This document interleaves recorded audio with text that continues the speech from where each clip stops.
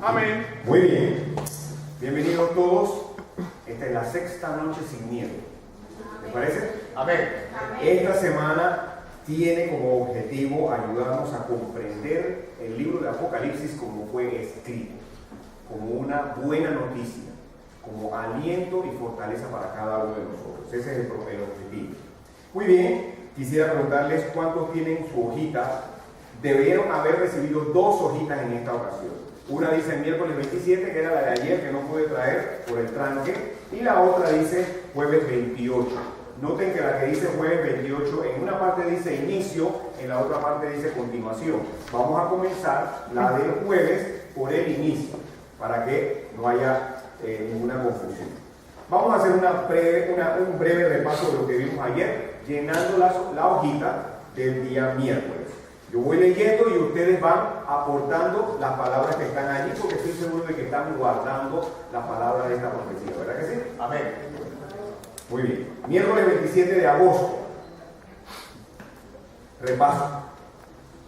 Dice: los que estarán en pie en la terrible crisis mundial son los de Dios, siervos de Dios, cuyo número oyó Juan que era 144,000. No dejen 144 solo, es 144,000. ¿Ok? Y cuando los vio, notó que eran de todas las naciones y tribus y pueblos y lenguas. Ellos serán sellados antes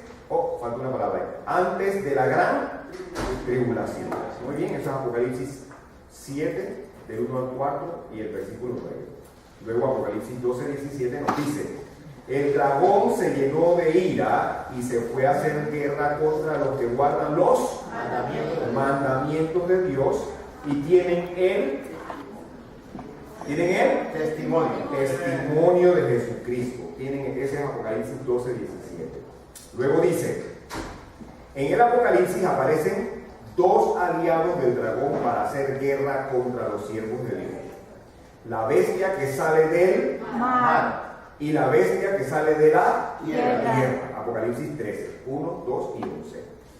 Luego encontramos el texto de Apocalipsis 13, 3, 4, 8, que describe la actividad de estos enemigos del pueblo de Dios y dice: y se maravilló cuánto de la tierra, toda la tierra, en pos de la bestia.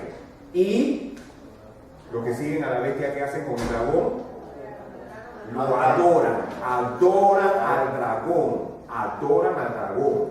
que había dado autoridad a la bestia, y adoraron a la bestia. Y la adoraron todos los moradores de la tierra cuyos nombres no estaban escritos en el libro de la vida del Cordero, que fue inmolado desde el principio del mundo. Y la última parte dice: en la terrible crisis mundial habrá dos tipos de personas: los que tienen el sello de Dios, y los que tienen la marca de la bestia. Muy bien, ahí está el resumen de la reunión de ayer. Y entremos entonces en materia con el tema de hoy. Pero antes, yo hice un anuncio, yo di una instrucción. El segundo lo que quiero es reafirmar la instrucción para los que están prestando atención a las instrucciones. ¿Cuál es la instrucción? En algún momento de esta semana vamos a necesitar gafas oscuras. Así que recuerde, en algún momento de esta semana vamos a necesitar gafas oscuras, así que asegúrese de seguir las instrucciones y traer sus gafas oscuras. Si no, en los semáforos, en cualquier semáforo, no hay excusa. En cualquier semáforo pueden conseguir sus gafas oscuras. Muy bien, vamos a ver cuántos saben seguir las instrucciones. Muy bien. Entremos en materia. Jueves 28, día número 6 de Apocalipsis 5. ¿Qué es lo que estamos haciendo? Estamos prestando atención, estamos atentos a la palabra profética más segura. La consideramos una antorcha que alumbra hacia el futuro con seguridad. ¿Qué es lo que estamos haciendo? Estamos leyendo, estamos oyendo las palabras de la palabra profética del libro de Apocalipsis y estamos guardando, que quiere decir o equivale a prestar atención, atesorar, ¿qué otro? Apreciar y que quede en nuestra mente la palabra profética más segura. Eso es lo que estamos haciendo en el libro de Apocalipsis. Muy bien. Veamos. Ayer dijimos que nuestro Señor Jesús, antes de morir, se reunió con sus discípulos y le dijo: esto es lo que viene en el futuro. Palabra profética. Y les explicó algunas cosas. Luego, 60 años después, el apóstol Juan se encuentra nuevamente con el Señor Jesús en visión en la isla de Patmos y el Señor Jesús le permite ver y experimentar el futuro por medio de las visiones que él tuvo, donde le dijo: vas a ver cosas del futuro. Muy bien, ¿qué es en resumen lo que ambos mencionaron? Ambos mencionaron: aquí estamos hoy, en un futuro habrá un tiempo al cual el Señor Jesús llamó la gran crisis, un terrible tiempo de crisis mundial. Para ese entonces, dice el Señor Jesús, va a haber dos tipos de personas. Él lo dijo, va a haber dos tipos de personas, unos que están angustiados y otros que no están angustiados. Veamos, ¿cuáles son? Hay unos que, de acuerdo con lo que vio el apóstol Juan en Apocalipsis, huyen aterrorizados. Y hay otros que en medio de la crisis se mantienen erguidos. Luego vimos ayer que aquellos que están erguidos han sido sellados antes de ese tiempo de tribulación. Y también vimos que antes de ese tiempo o durante ese tiempo de gran tribulación, los que huyen aterrorizados habrán recibido en su mano y en su frente una marca de parte de la bestia, que es un secuaz de Satanás, del dragón. Muy bien, eso fue lo que vimos. Entonces, vimos ayer también que la palabra profética más segura nos dice en el libro de Apocalipsis: en el futuro se va a formar una triple alianza contra los siervos de Dios para eliminarlos, para destruirlos, para erradicarlos. Esa triple alianza, de acuerdo con Apocalipsis, estará formada por el dragón, que es un símbolo de Satanás y de sus demonios. Aparte del dragón, él utilizará a dos símbolos que aparecen en el Apocalipsis para eliminar o intentar eliminar a los siervos de Dios. Estos símbolos que aparecen en el Apocalipsis son una bestia que sale del mar y una bestia que sale de la tierra.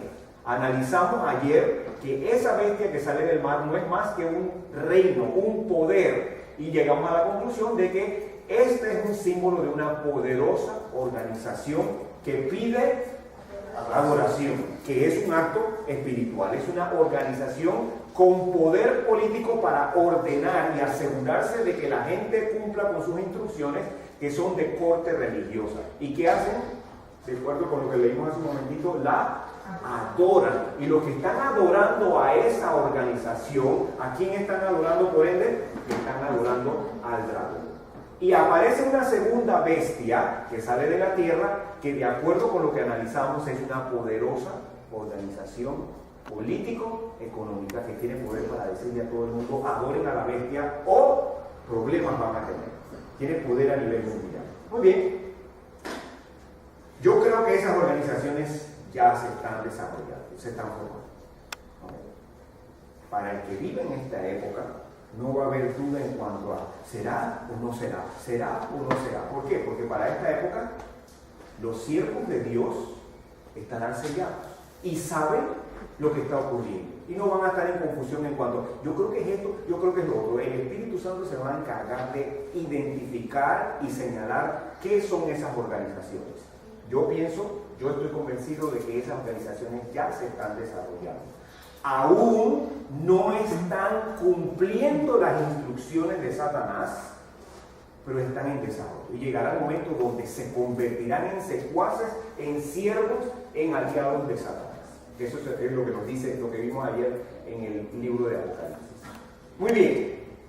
Miren lo que decíamos, lo que leíamos anoche, a manera de repaso. Apocalipsis 12:7 dice, el dragón que es Satanás.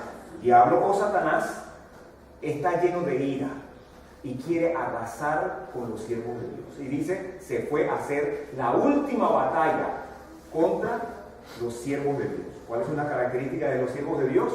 Siguen las instrucciones de Dios, guardan los mandamientos de Dios, lo entienden, lo atesoran, lo aprecian y saben cuáles son y siguen las instrucciones de Dios. Y aparte de eso, tienen una vida, tienen un testimonio como el del Señor Jesús. ¿Y qué hacen?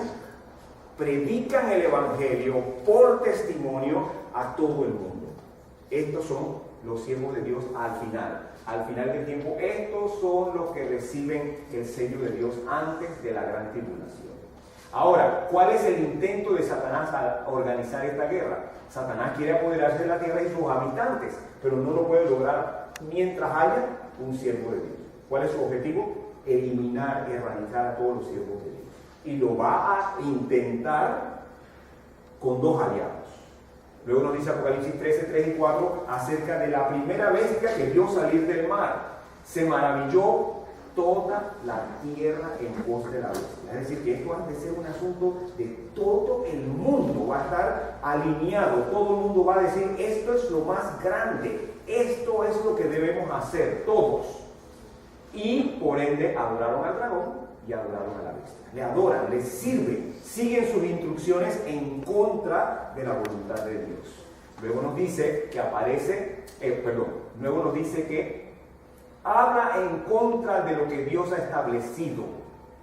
¿Y quiénes son los que la adoran? Todos aquellos moradores de la tierra que no tienen sus nombres escritos en el libro de la vida. No leyeron, no oyeron, o leyeron y oyeron, pero no prestaron atención a la palabra profética y se quedaron sin sus nombres escritos en el libro de la vida. ¿Por qué? Porque no aceptaron al Señor Jesús en su vida para que Él los guiara. Sencillamente como es. ¿Qué nos dice más el libro de Apocalipsis? Nos habla de otra, de la segunda bestia. Esa bestia que subía de la tierra habla como el dragón. Es un vocero de las intenciones de Satanás. ¿Y qué dice? A todos en la tierra les dice, adoren a la primera bestia. Adoren a la primera bestia. Es un vocero, es un mercader. ¿Cómo diría? Es un mercader. Es un publicista. Y no solamente publicista, sino que exige y ordena la adoración a la primera bestia. Y luego nos dice que hace, esta bestia, eso no lo habíamos leído anoche, dice que esta bestia hace grandes portentos, milagros para engañar a los moradores y que los moradores de la tierra digan, esto viene de parte de Dios, solamente Dios hace descender fuego del cielo, como Elías. Esto viene de parte de Dios y la gente va a creer que está adorando a Dios cuando en realidad está adorando al dragón. Y por último dice, habla. ¿Y qué dice? Ordena la eliminación de todo el que no adore a la imagen de la bestia o la segunda bestia. Es decir, este es un terrible tiempo. Un terrible tiempo. Yo me pongo a pensar eso. La eliminación, el programa de eliminación de los hebreos en la Segunda Guerra Mundial fue metodización y se llevó a cabo fríamente y organizadamente. Recientemente nosotros hemos tenido ejemplos de exterminio programado. ¿Recuerdan ustedes, no sé cuántos de ustedes recuerdan la guerra de los Balcanes, en lo que era Yugoslavia, donde los cristianos agarraron a los musulmanes y los fueron eliminando en forma organizada para deshacerse y desaparecer a todos los musulmanes de Yugoslavia? Y hay otro ejemplo que fue muy famoso, fue la de los Hutus y los Tutsis. No sé si ustedes recuerdan, en Ruanda. Dice, la gente salía con machete en mano y al que sabía que era de la otra raza, sencillamente lo mataba a machetazos. Yo me he puesto a pensar, eso no es más que práctica de Satanás. La práctica, Satanás está practicando, manipulando al ser humano para que se prepare para el programado exterminio del pueblo de Dios al final del tiempo. Y eso lo tuvo que ver el apóstol Juan. Vio todas esas maquinaciones y toda esta estrategia para eliminar a los siervos de Dios. ¿Cómo van a identificar a los siervos de Dios? Poniéndole una marca a todos en la mano o en la frente. ¿Y qué sabe Satanás acerca de los siervos de Dios? Guardan los mandamientos de Dios y son fieles a Dios, a Dios hasta la muerte, si es necesario. Están convencidos y son fieles. Están seguros de la salvación en el Señor Jesús y dice, pase lo que pase, yo no dejo de hacer la voluntad de Dios. Así que va a decir, todos los que están marcados son míos. Los que no están marcados, a esos hay que eliminar. El programa está diseñado para el exterminio del pueblo de Dios.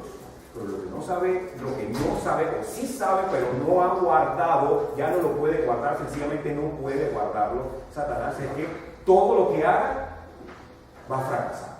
Amén. Y lo dice en las Sagradas Escrituras. Luego de ver ese intento de exterminio, dice Apocalipsis 14 que luego de esa escena donde está a punto de ser eliminados los siervos de Dios, él lo que vio fue al Cordero en el monte de Sión, símbolo del lugar donde está el trono de Dios y del Cordero. Y junto con el Cordero vio a ¿quiénes? 144,000. ¿Qué es lo que está diciendo este pasaje? Al final de cuentas, ¿van a ser eliminados? No van a ser eliminados, sino que al final de cuentas, los 144,000 estarán reunidos junto al Cordero y junto al Padre, porque tienen el nombre del Cordero y el nombre del Padre escrito en la frente. ¿Y qué hacen ellos, los 144,000? Lo que abunda en el libro de Apocalipsis. ¿No se han dado cuenta? En el libro de Apocalipsis abundan las alabanzas. Una alabanza de uno, a una alabanza de los otros. Y ahora estos 144,000 les toca alabar. Estos son considerados primicias. Es decir, lo más, ¿cómo podríamos decir? Lo más exquisito, lo más selecto. No es porque sean mejores que los otros, sino porque pasaron por el tiempo, el terrible tiempo de crisis y se mantuvieron fieles al Señor Jesús hasta su regreso. Y Dios dice, el Señor Jesús dice, estos son mis primicias y se los voy a enseñar a todo el universo y nadie se va a sentir menos. ¿Por qué? Porque la salvación es del Señor Jesús y la transformación del corazón a través del Espíritu Santo va a eliminar cualquiera. Oye, ¿por qué ellos sí y yo no?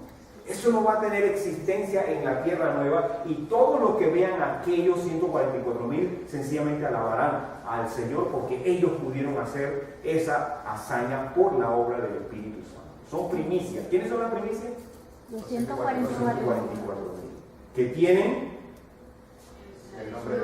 el sello de Dios en la frente, que incluye el nombre de Dios y el nombre del Cordero, que están identificados con nuestro Padre Celestial y con nuestro Salvador. Eso es lo que nos dice Apocalipsis 14. Y luego dice Apocalipsis 15, vuelve a salir una escena donde ve a los que habían alcanzado la victoria sobre la bestia y su imagen y su marca y el número de su nombre en pie sobre el mar de vidrio con las arpas de Dios. Nuevamente un símbolo del lugar donde está el trono de Dios y del Cordero. Ahí están nuevamente un grupo, alguien. ¿Quiénes son? Los que alcanzaron la victoria sobre la bestia y la imagen. ¿Quiénes son esos? Los mismos 144,000 sellados siervos de Dios que pasaron por el terrible tiempo de crisis. Nuevamente los vuelve a ver ante el trono alabando a Dios. Entonces hoy lo que vamos a tratar de contestar es ¿cómo logró formarse un grupo tan selecto? El grupo de los 144,000 sellados. Lo que nos interesa no es el número, ¿verdad que sí? ¿Nos interesa el número? No es importante si es simbólico o si es literal. ¿Por qué? Porque lo importante es la característica de los 144,000. ¿Cuál es la característica de los 144,000? Todos ellos son siervos de Dios. Eso es lo importante. Si me toca estar ahí o no me toca estar ahí, es la obra de Dios. Pero los que estén en ese momento, en el inicio del tiempo de crisis sobre la faz de la tierra, estarán sellados porque son siervos de Dios. Y no faltará ninguno de ellos. Veamos entonces cómo logró formarse el grupo de los 144.000 sellados. Y ahí vamos a ir comenzando a llenar, a donde dice inicio. Los siervos de Dios que llegarán a formar parte de los 144.000 sellados están en proceso de formación. ¿Qué decimos? Amén. Amén. Vuelvo y repito. Los siervos de Dios que llegarán a formar parte de los 144.000 sellados están en proceso de formación. Amén. Apocalipsis, sin miedo. Buenas noticias. Si las organizaciones que están por trabajar por Satanás ya están en proceso, los siervos de Dios están en formación. Amén. Amén. Yo creo esto. Ahora, ¿cómo se está formando este grupo de los siervos de Dios? Apocalipsis capítulo 14 nos explica. Los siervos de Dios están aprendiendo de la palabra profética. ¿Ok?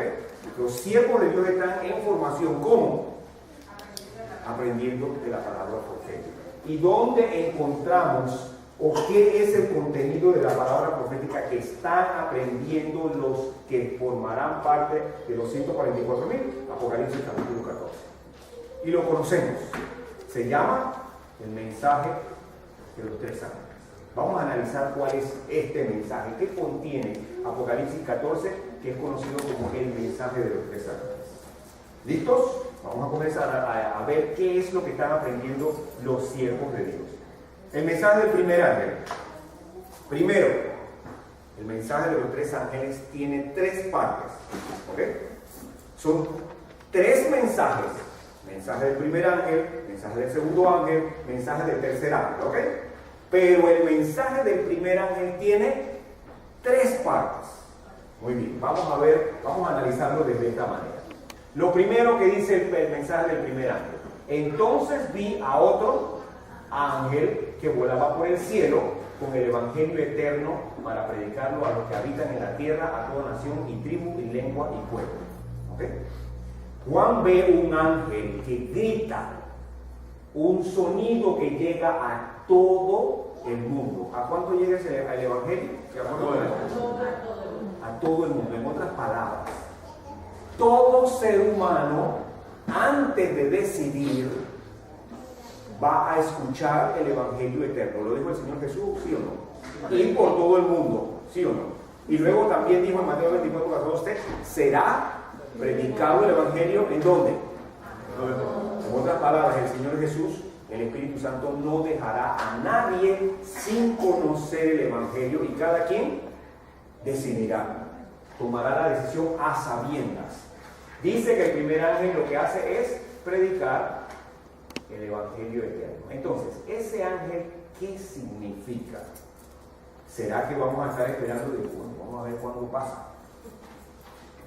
El ángel, la palabra ángel en hebreo, en griego significa mensajero. Es decir, lo que vio Juan fue un mensajero por el cielo, es una visión simbólica. Pregunto, ¿creen ustedes que un ángel ha sido llamado para predicar el evangelio eterno? No. Los ángeles son mensajeros, ¿sí o no? Que siguen las instrucciones y transmiten mensajes, ¿sí o no? Sí. Pero no pueden predicar el evangelio porque la orden específica del Señor Jesús, ¿cuál es? Marcos 16:15. ¿Cuál es la orden específica del Señor Jesús? ¿A quién? ¿A quién le dijo? ¿A los ángeles?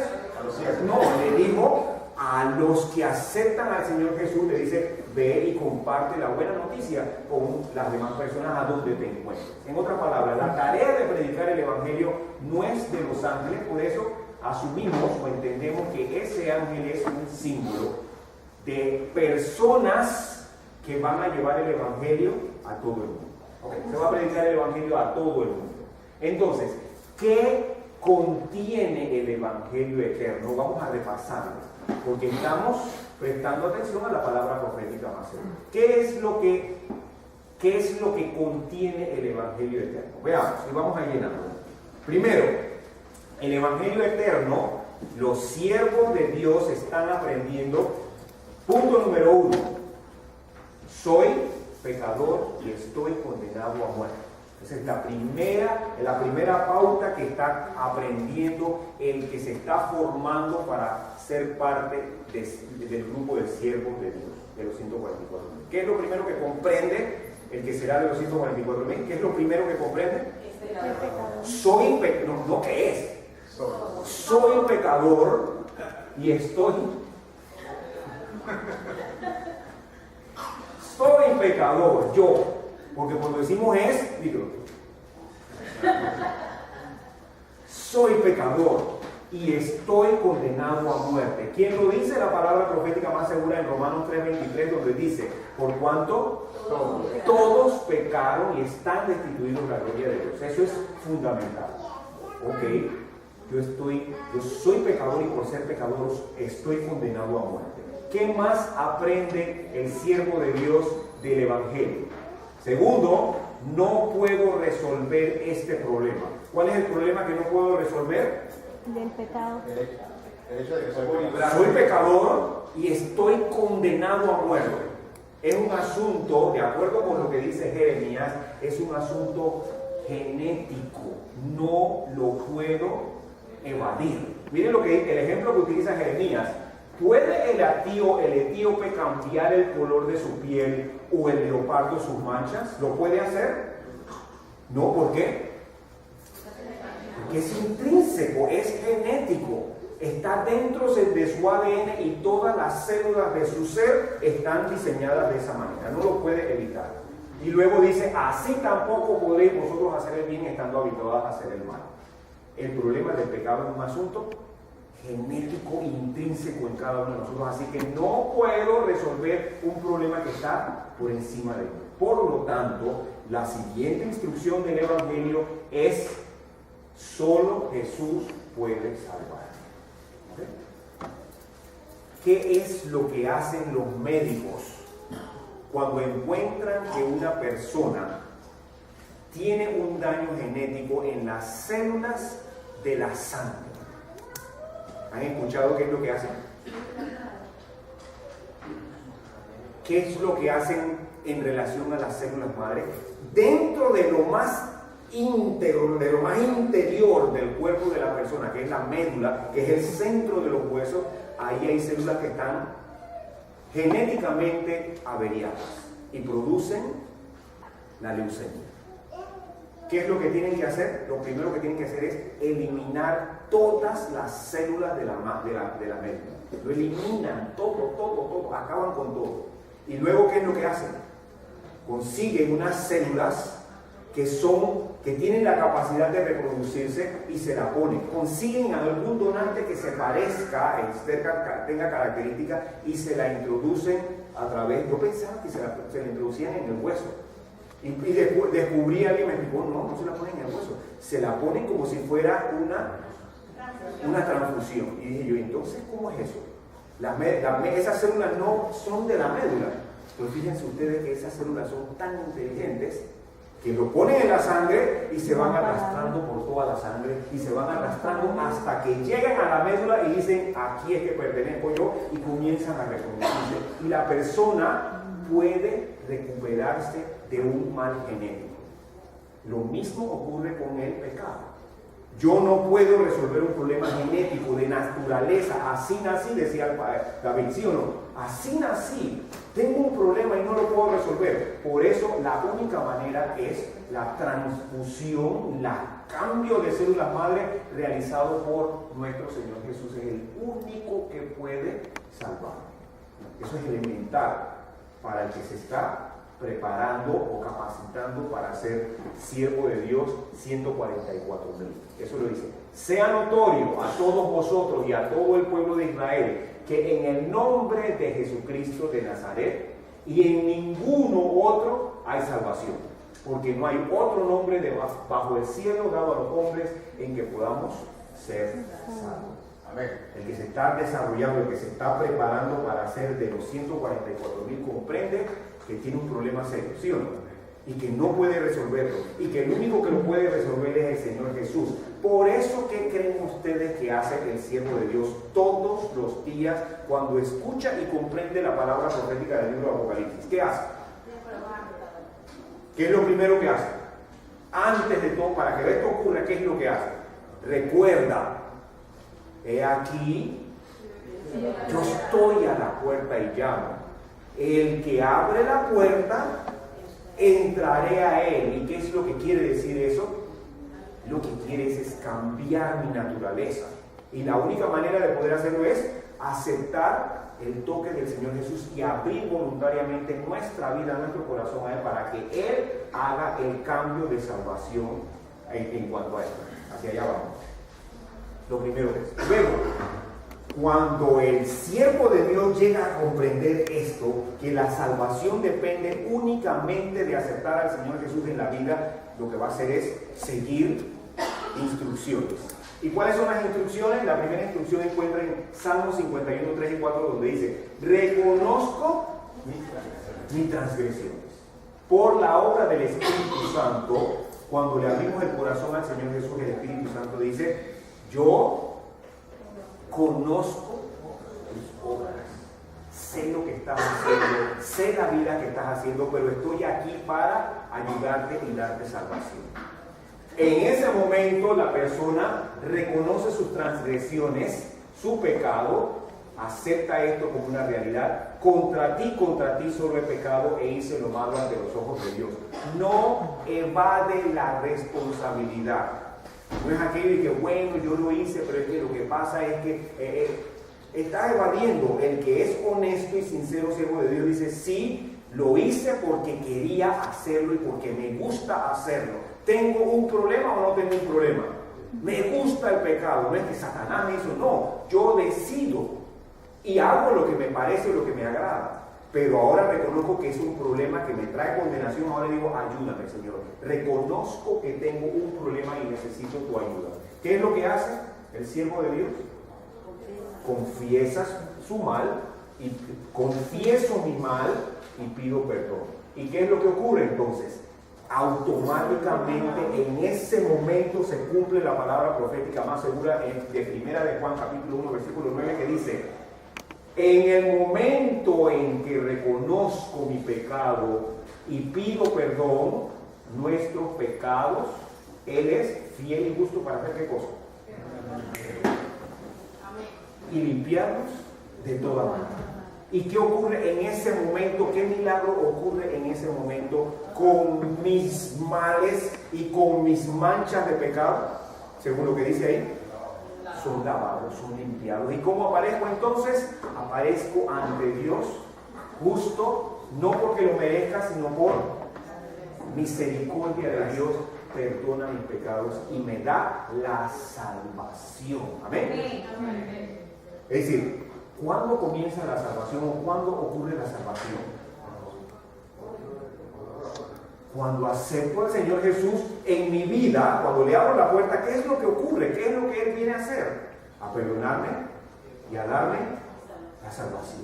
En otras palabras, el que lee, el que oye y el que guarda la palabra profética más seguro, sabe con certeza que ha recibido la salvación al Señor Jesús cuando lo acepta. Amén. Amén. Y esto es un asunto diario. El siervo de Dios está haciendo esto diario porque dice: no depende de lo que yo hago, no depende de lo que yo logre, no depende de mí, sino depende de mi aceptación del Señor Jesús en mi vida, lo que me da la salvación. Muy bien, soy perdonado en ese momento. Esa es la buena noticia del Evangelio. Pues, ¿buenas o no son buenas noticias? Amén. Ese es el mensaje que tenemos para compartir. El siervo de Dios que lee, que oye y que guarda la palabra profética está seguro de la salvación en el Señor Jesús y desea compartirlo con los que están a su alrededor, no para ser salvo, no porque tiene que hacerlo para cumplir con un deber, sino porque está gozoso de la salvación y cuando está gozoso quiere compartirlo con los demás. Ese es el siervo de Dios, el que se está preparando para hacer de los 144,000, de acuerdo con la primera parte del mensaje del primera. Viene la segunda parte del mensaje del primer ángel. Y este es impactante, le voy a decir, este es impactante porque para mí tiene mucho significado esto, porque por décadas entendí esto mal. Y para esto era Apocalipsis con miedo. Y para ustedes, probablemente alguno de los que está aquí, por la obra del Espíritu Santo, espero hacer mi parte para que este texto sea Apocalipsis sin miedo. Veamos lo que dice la segunda parte. Dice, decía el primer ángel, luego de predicar el evangelio a todo el mundo, decía a gran voz, reverenciar a Dios. ¿Qué quiere decir reverenciar? Reconocerlo, eres el más grande y darle honor. Eres el más grande, alabo tu nombre, Señor. ¿Por qué? Porque ha llegado la hora de su juicio. Por años, Apocalipsis con miedo. ¿Por qué? ¿Cómo voy a alabar yo al Señor si me están diciendo prepárate, pórtate bien, porque esta noche puede ser que tu nombre pasa por el juicio y mañana amaneces y ya estás condenado? Y tú estás creyendo que estás bien en la iglesia y ya estás condenado. Eso es lo que hemos escuchado en nuestro ambiente, ¿sí o no? Yo lo he escuchado en púlpitos de la iglesia adventista, he escuchado Apocalipsis con miedo. Ese no es el evangelio. ¿Cuál es el evangelio entonces? ¿Cómo es que dice el ángel que nosotros podemos reverenciar y alabar el nombre de Dios porque ha llegado la hora del juicio? Veamos, ¿qué es el juicio? ¿Qué es lo que nos enseña la palabra profética más segura acerca del juicio? Y anticipo, son buenas noticias. ¿Ok? No hay miedo. Apocalipsis sin miedo. Veamos qué es lo que nos dice las Sagradas Escrituras acerca del juicio. Nos dice, primero, Eclesiastés 11, 19 y 12, 14. Alégrate, joven, en tu mocedad, y pásalo bien en los días de tu juventud. Anda en los caminos de tu corazón y en la vista de tus ojos. Pero ten en cuenta que sobre todas las cosas que hagas, Dios te juzgará. Eso es un principio, está claro. Y luego dice, porque Dios traerá toda obra a juicio, incluyendo toda cosa oculta, buena o mala. Y ahí comienza el bien, ¿sí o no? Escrutinio minucioso de tu vida. Lo dice el Señor Jesús 7 veces en el Apocalipsis, ¿o no lo dice? Yo conozco tus obras. Menudo, al pormenor. Y luego nos dice la Sagrada Escritura, de todo lo que yo haga, voy a tener que enfrentar mi responsabilidad. Eso es ineludible, lo dice la Sagrada Escritura. Continuemos, creo que tenemos que llenar ahí, no. Saltemos donde dice el número 2 y vamos a la siguiente línea donde dice, todos seremos juzgados. No se escapa ninguno. No hay, ¿cómo se llama eso? Tráfico de influencia. No hay abogado habilidoso para hacer cambiar la realidad de tus actos. Eres responsable por ellos. Eso nos dice la Sagrada Escritura. Muy bien. Luego, ¿qué nos dice? ¿Dónde está la buena noticia de esto? Eso es mala, eso suena más, es como atemorizante. Pero luego nos recordamos de lo que leímos en Romanos 3:23. ¿Qué leímos en Romanos 3:23? Ya lo leímos, ya lo escribimos. ¿Qué decía Romanos 3:23? Soy pecador y estoy condenado a muerte. Llenémoslo ahí. El segundo punto, primero, todos seremos juzgados. Pero automáticamente la Sagrada Escritura nos dice, eres pecador y estás condenado. Entonces la pregunta que surge, ¿y entonces para qué el juicio? ¿Sí o no? Esa es una pregunta. ¿Por qué el juicio si ya la Biblia dice que estoy condenado? Buenas noticias. Cuando llegamos al juicio no tengo que demostrar, bueno, que yo soy bueno, que no, que... ¿Cómo entro al juicio? Condenado. Por pecador. Eso es elemental en el juicio. Pero entonces, ¿dónde vienen las buenas noticias? Primera de Juan, capítulo 2, versículo 1. En ese juicio dice, hijitos míos, esto escribo para que no pequéis. Pero si alguno hubiere pecado, en el juicio, abogado tenemos ante el Padre. ¿Quién es el abogado? Jesús. Ok, entonces voy al juicio y voy tembloroso. ¿Y qué descubro? El Señor Jesús es mi abogado. ¿Tiene influencia o no tiene influencia el Señor Jesús? Está sentado al lado del Padre, y algo más importante, lo que vamos a ver ahora, está sentado al lado del Padre y dice, Yo estoy a la puerta y llamo. Y voy con mi tarjetita. Servicio, ¿cómo le llaman los servicios? Servicios legales. Ningún cliente ha fallado. No le ha fallado a ningún cliente. Entonces el juicio me dice, yo no tengo que demostrar si soy condenado en el juicio, sino que entro como condenado, y cuando entro, el Señor Jesús dice, yo estoy a la puerta y llamo, quiero darte la salvación, quiero darte el perdón. Esa es parte del juicio. ¿Qué más nos dice la Sagrada Escritura acerca del juicio? Juan capítulo 5, versículo 22 nos da mejor noticia todavía. Nos dice, además, el Padre a nadie juzga, sino que confió todo el juicio ¿a quién? Oh, mejor noticia, ¿sí o no? Antes pensábamos, el Señor Jesús tenía, te ruego, Padre, por favor, dale perdón. Él lleva 782,000 pecados en esta semana. Te pido, te ruego, por favor, que lo perdones. Ahora, ¿qué es lo que nos dice las Sagradas Escrituras? Que mi abogado es el juez y tiene derecho de hacerlo, sí, porque Él es el Todopoderoso, es el Eterno, y no solamente eso, sino es el que murió en la cruz del Calvario para redimirnos del pecado. Aquí no hay problema de si soy o no soy pecador. El problema no es ese. El problema es que ya soy pecador y estoy condenado. Y entonces, ¿para qué es el juicio? ¿Para qué creen ustedes que es el juicio entonces? El juicio, buenas noticias de las Sagradas Escrituras en Apocalipsis sin miedo, es para saber quién de los pecadores condenados ha aceptado, ha abierto el corazón, ha abierto la puerta y ha recibido al abogado juez todopoderoso y eterno. No hay quien le discuta, lo ha recibido y lo ha convertido en su abogado. ¿Amén?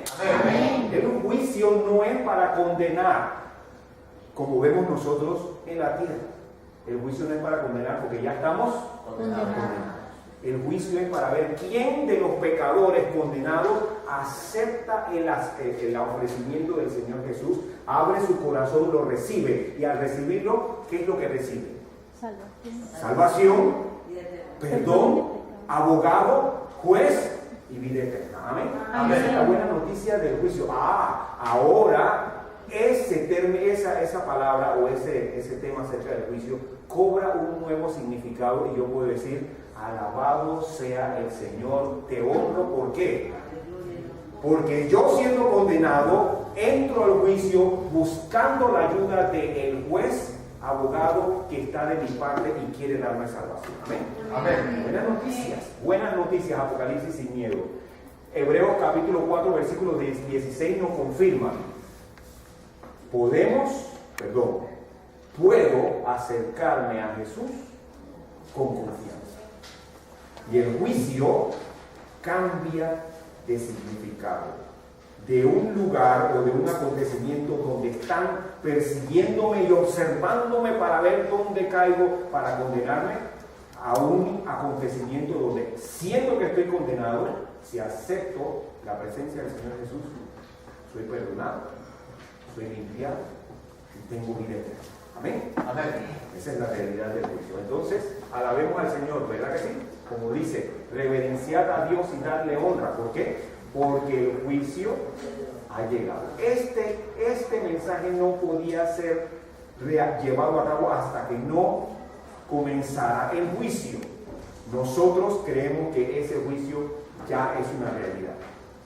Nosotros creemos que ese juicio ya, de acuerdo con, antes de entrar en esa parte, hay una lectura muy hermosa en un libro que se llama Lugares Celestiales, que nos dice: no necesitamos ir a Dios como criminales condenados, porque Cristo ha pagado la penalidad de nuestras transgresiones. Él ha hecho la expiación por nosotros, su sangre limpia de pecado.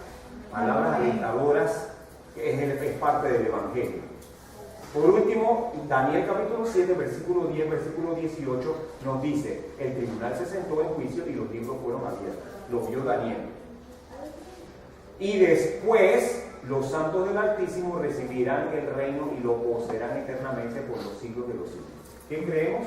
Creemos que el juicio se realiza antes de que los santos reciban el reino. Y nosotros creemos que ese proceso de juicio redentor ya se está realizando y comenzó en el año 1844. No vamos a entrar en detalle, eso es tema para otra semana de crecimiento. Es muy amplio el por qué nosotros creemos esto y la comprensión de esto es muy amplio como para una sola sesión. Pero lo que sí creemos es que el juicio ya está ocurriendo. ¿Amén? Amén. ¿Por qué? Porque el libro de Daniel nos dice juicio y después del juicio el reino. Y si el juicio ya comenzó y comenzó en 1844, ¿cuáles son las buenas noticias? Lo que viene es el reino. ¿Amén? Amén. Son buenas noticias del juicio. El juicio se está realizando, es para mi beneficio y es la última etapa antes del regreso de nuestro Señor Jesús. Eso era en la segunda parte del mensaje del primer ángel. Viene la última parte del mensaje del tercer ángel donde dice adora. El primer ángel. La tercera parte del mensaje del primer ángel dice adora al que hizo el cielo, la tierra, el mar y las fuentes de las aguas. ¿Dónde aparece esta combinación de términos? Cielo, tierra, mar, creador. Tenemos que regresar al Antiguo Testamento para comprender eso, donde en Génesis capítulo 2, versículo 1 al 13 nos dice: fueron pues acabados los y la tierra y todo el ejército de ellos, y acabó. ¿Quién lo hizo? Dios. ¿Cuándo terminó esa obra? En el séptimo día terminó la obra. ¿Y qué hizo el séptimo día? Reposó el día séptimo de toda la obra que hizo. Y bendijo Dios el día séptimo y lo santificó, porque en él reposó de toda la obra que había hecho en la creación. ¿Quién es el creador? Dios. ¿Qué creó? Cielo, tierra, y aquí agrega el ejército del cielo. ¿Dónde más aparece ese término cielo, tierra y aguas? Éxodo capítulo 20 del 8 al 11 nos dice: acuérdate del día sábado para santificarlo, porque en 6 días el Eterno hizo, ¿qué cosa? El cielo, la tierra y el mar, y todo lo que contiene, y reposó en el séptimo día. Por eso el Señor bendijo el sábado y lo declaró santo. Esta es la razón por la cual nosotros nos reunimos en el séptimo día de la semana, en el sábado, para adorar a Dios. ¿Por qué? Porque es cumplimiento de... Déjame leer.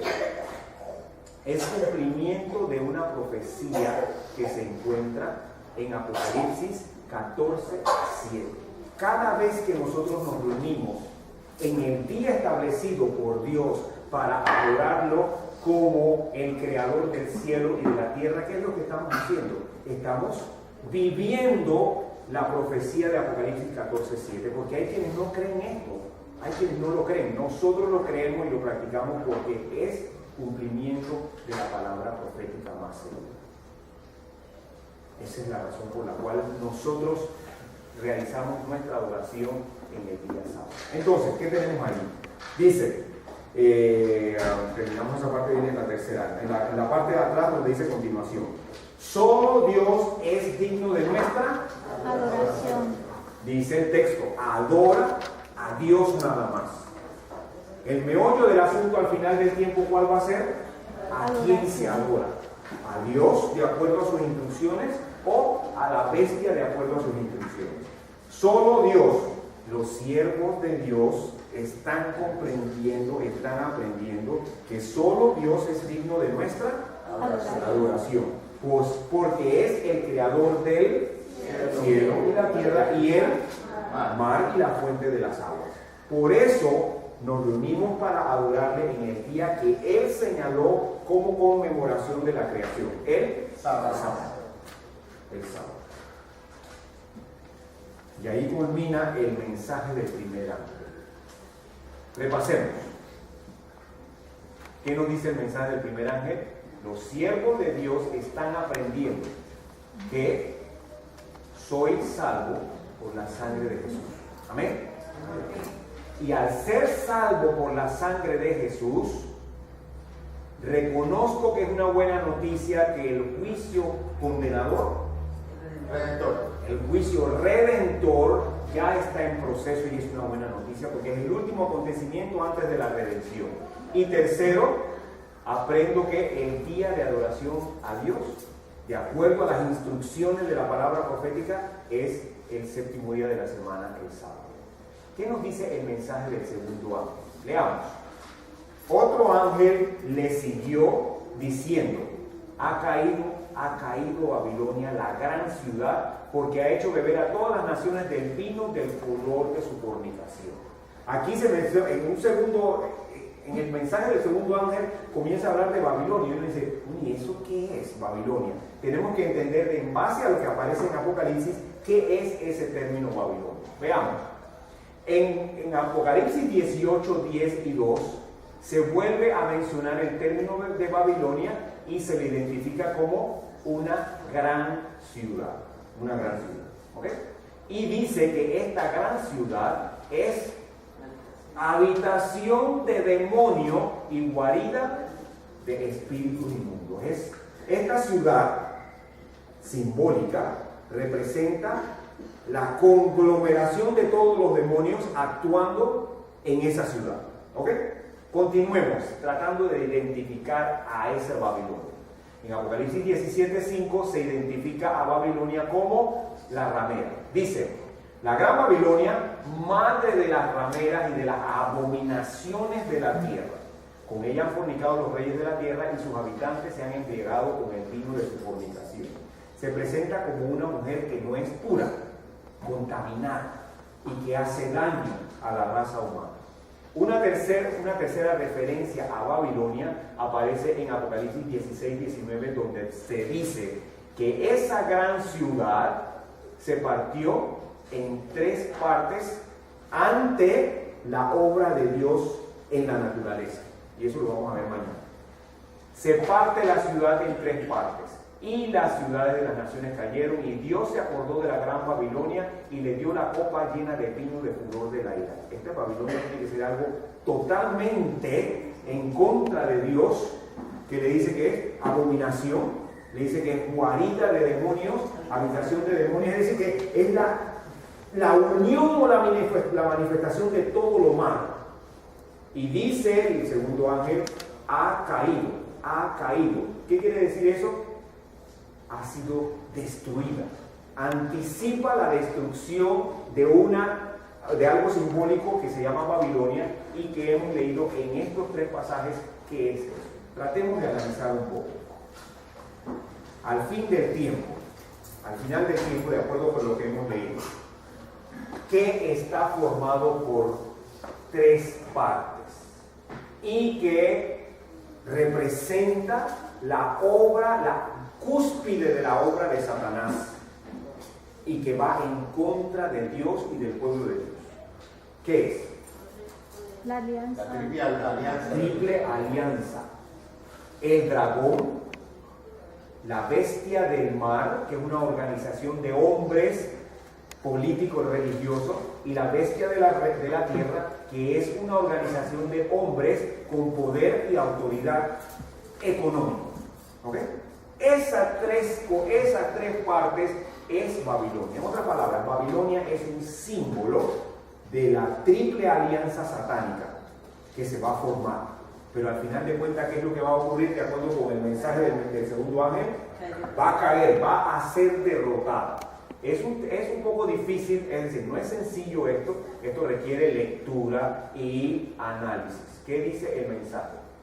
Ha caído Babilonia. En otras palabras, se levantará una organización que se denomina como Babilonia, estará formado por 3 agentes para hacer daño, pero al final de cuentas va a ser destruida por haberse atrevido a ir en contra de la voluntad de Dios y del pueblo de Dios, mejor dicho.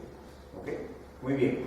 Recordemos entonces, los siervos de Dios que formarán parte de los 144,000 están aprendiendo que surgirá una triple alianza contra los siervos de Dios. ¿Qué nombre se le da a esa triple alianza contra los siervos de Dios en Apocalipsis? Babilonia. ¿Cuáles son los elementos que forman la triple alianza? Satanás y sus demonios, una poderosa organización religiosa, una poderosa organización político-económico que tendrán como objetivo eliminar a los siervos de Dios. Pero serán derrotados y vencidos. Será derrotada con Jesús. Podemos llenar ahí. Segundo ángel. En el Apocalipsis, Babilonia, la gran y la gran ramera, es símbolo de la triple alianza satánica en contra de los siervos de Dios, formada por él, dragón, la bestia que sale de él y la bestia que sale de la tierra, Esta triple alianza será derrotada por Jesús. o por Dios. Muy bien. Mensaje del tercer ángel, el último. El que está preparando, la comprensión de estos mensajes se está preparando a los siervos de Dios. Tercer ángel, ¿qué dice? El tercer ángel lo siguió diciendo a gran voz: si alguno adora a la bestia y a su imagen y recibe su marca en su frente o en su mano, este también beberá del vino de la ira de Dios. Miren que aquí se menciona la ira de Dios manifestada, vaciado puro, sin dilución, la manifestación de la ira de Dios vaciado puro en la copa de su ira, y será atormentado con fuego y azufre ante los santos ángeles y ante el Cordero. ¿Qué tiene el mensaje del tercer ángel? Dice aquí, hay una terrible sentencia o amenaza. Es una anticipo, se le dice, ojo, ¿qué va a ocurrir? ¿Qué dice? Aquellos que acepten adorar a la bestia o a su imagen, aquellos que reciben su marca, van a recibir la manifestación de la ira de Dios. Y mañana vamos a ver cómo se manifiesta la ira de Dios. Ese es el tema de mañana. Y al final de cuentas, ¿qué es lo que va a recibir? Veamos. Hay una terrible amenaza para aquellos que reciban la marca de la bestia. Beberán el vino de la ira de Dios y al final recibirán dos cosas. ¿Qué es? Fuego y azufre. Ese es el final, la destrucción final de todos aquellos que acepten recibir la marca de la bestia o adoren a la bestia. ¿Saben ustedes? Ese mensaje de los tres ángeles, ¿a dónde llega? A todo el mundo. En otras palabras, nadie sobre la faz de la tierra tendrá excusa de decir, yo no lo supe, porque la palabra profética dice, toda tribu, lengua y pueblo va a escuchar este mensaje, pero algunos no guardarán. Lo escucharán, pero no le prestarán atención, no lo guardarán, no lo apreciarán, no considerarán que era ellos y sencillamente van a tomar la decisión equivocada, ¿sí o no? Vamos a adorar a la bestia, vamos a seguir sus instrucciones. Entonces se entiende por qué cuando Apocalipsis 6 dice, yo los vi, que ¿qué era lo que hacían?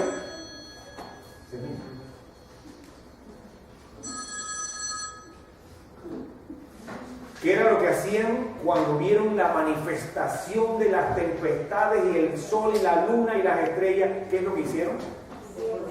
Se escondieron. ¿Y qué decían? Caer sobre nosotros, y no cubrimos el texto en su totalidad porque ellos terminan diciendo, escondernos de la presencia del Cordero y del que está sentado en su trono, porque ha llegado el día de su ira. Esa parte no la leímos, pero eso es lo que dice el texto en su totalidad. En otras palabras, hay quienes sabrán que la manifestación de la terrible crisis de la naturaleza es una manifestación de Dios, y sabrán que tomaron la decisión equivocada, demasiado tarde como para echar para atrás. Y ya saben que se dice, aquel que esté en este grupo, ¿qué va a recibir? La ira de Dios, y al final, ¿qué es lo que va a recibir del cielo? Fuego y azufre. Así que dice, prefiero que nos caigan las piedras encima y no enfrentar esta realidad. Nadie tendrá excusa. Lo escuchamos, ¿sí o no? Lo escuchamos en palabra profética más segura. Para ese entonces, cada quien habrá tomado su decisión. ¿Para qué está escrito el libro de Apocalipsis? Para guiarme como antorcha en lugar oscuro. El Señor nos habla a través de su palabra en este día, a través de la palabra profética. Y al final, el mensaje del tercer ángel. Dice, aquí está la paciencia de los santos. Van a pasar por el terrible tiempo de crisis con paciencia, sabiendo que la redención viene después y que la experiencia de la salvación en el Señor Jesús es una seguridad en su vida. ¿Quiénes son estos que tienen la paciencia, que son santos? Los que guardan los mandamientos de Dios y tienen la fe de Jesús y están sellados antes del terrible tiempo de crisis. Recordemos, ¿qué es lo que dice el mensaje del tercer ángel? Los siervos de Dios están aprendiendo que hay una terrible amenaza para aquellos que reciban la marca de la bestia. Hemos sido advertidos. Cada uno de nosotros decide. Algunos podrían decir, bueno, eso para entonces, quién sabe, yo no sabemos cuál es nuestro destino. ¿Qué hace el sabio que escucha y presta atención a la palabra profética más seguro? Ahora dice, Señor, yo quiero abrir mi corazón a ti. Entra como mi juez, entra como mi abogado, porque sé que está a mi favor y deseas que yo, pecador condenado, sea salvo por el sacrificio que hiciste en la cruz del Calvario. Señor, te acepto en mi vida. Eso es lo más importante y quiero hacerlo día a día, momento a momento, porque quiero experimentar el gozo de la salvación. El tema de los mensajes de los tres ángeles de Apocalipsis 14 es un tema profundo, amplio y requiere dedicación para comprenderlo. Y no solamente comprenderlo, sino poder compartirlo, porque ese mensaje es el último mensaje del Señor Jesús y alguien tiene que decirlo, alguien tiene que compartirlo. Es un tema difícil, por eso nos dice el libro de Juan, perdón, no es Apocalipsis, es Juan, ahí me equivoqué, eso es un copy-paste. Más el Consolador, ustedes saben dónde está, creo que es Apocalipsis 14 si no me equivoco, más el Consolador, el Espíritu Santo, a quien el Padre enviará en mi nombre. ¿Qué es lo que va a hacer Él? Él nos va a enseñar todas las cosas y nos va a recordar lo que necesitamos. Déjenme ver el texto.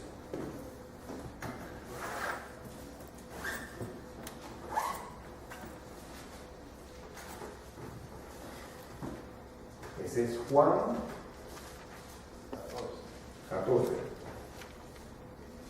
14:26.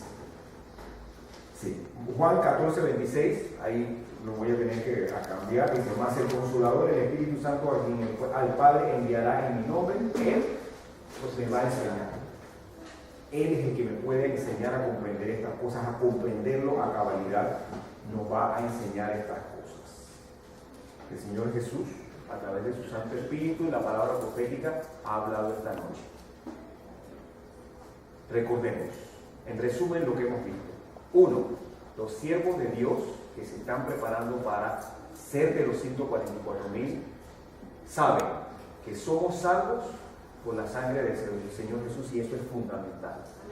Al experimentar la salvación en la sangre del Señor Jesús en su vida, saben que, comprenden también que hay un juicio redentor que está en proceso, que es la última etapa de la redención. Sabe también que los salvos en Jesús guardan todos los mandamientos de Dios, incluyendo la adoración a Dios en el día sábado. También saben y están aprendiendo que se está formando una triple alianza satánica que se va a desarrollar en el tiempo del fin.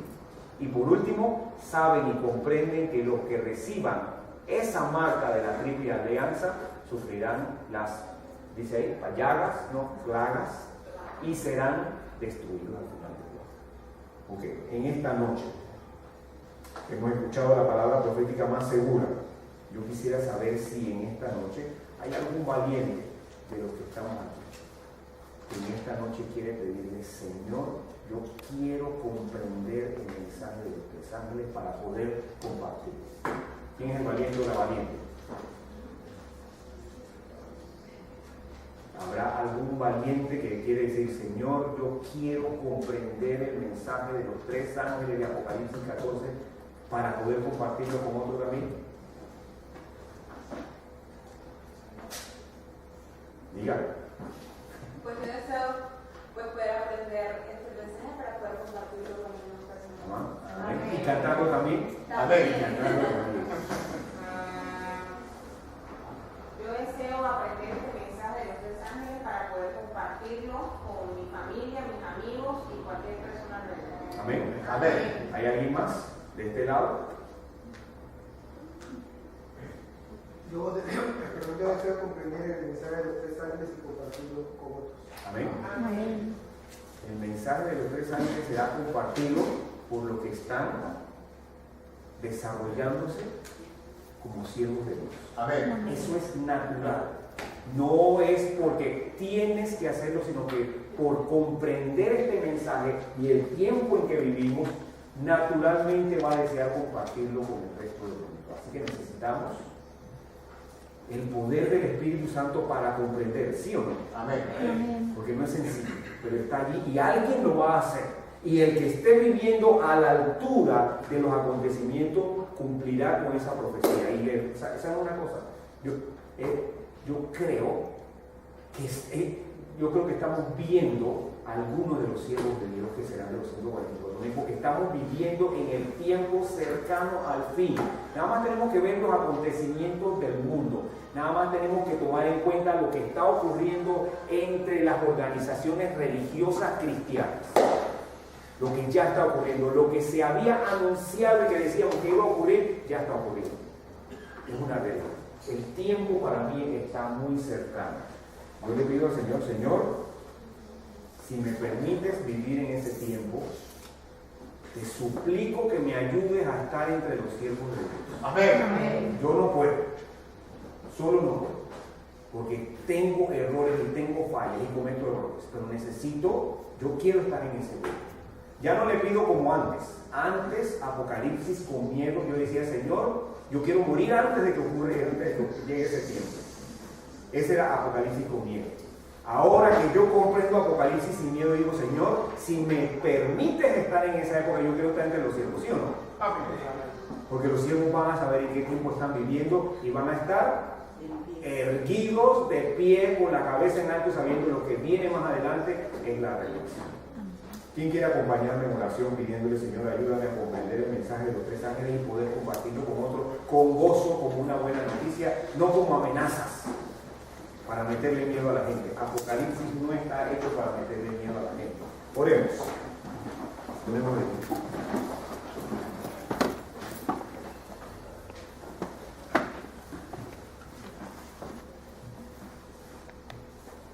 Amado Padre que estás en las alturas de los cielos, te damos gracias porque nos has permitido vivir en tiempos de cumplimiento de las profecías. Amén. Señor, te suplicamos que nos ayudes a ser sensibles a la influencia de tu Santo Espíritu, de tal manera que podamos comprender a cabalidad el tiempo en que estamos viviendo. Amén. Ayúdanos, Señor, a aprender el mensaje de los tres ángeles y su significado. Y no solamente a comprender, sino a vivir a la altura del mensaje de los tres ángeles por amor a ti que nos das la salvación en tu sangre derramada en la cruz del Calvario. Amén. Necesitamos de tu Santo Espíritu para que nos enseñes, para que nos recuerdes, para que nos grabes la palabra profética en nuestra vida diaria. De tal manera que por testimonio, y no solamente de palabras, sino con una vida semejante a la tuya, nosotros podamos darle invitación a los que están a nuestro alrededor del reino eterno. Amén. Transfórmanos a la semejanza del Señor Jesús. Amén. Ayúdanos a ser victoriosos. Ayúdanos a aceptarte día a día, momento a momento, de tal manera que tú hagas la obra que se necesita en nuestro corazón. Lo suplicamos en el nombre de Jesús. Amén. Amén. Amén. Nos vemos mañana, la penúltima reunión de Apocalipsis.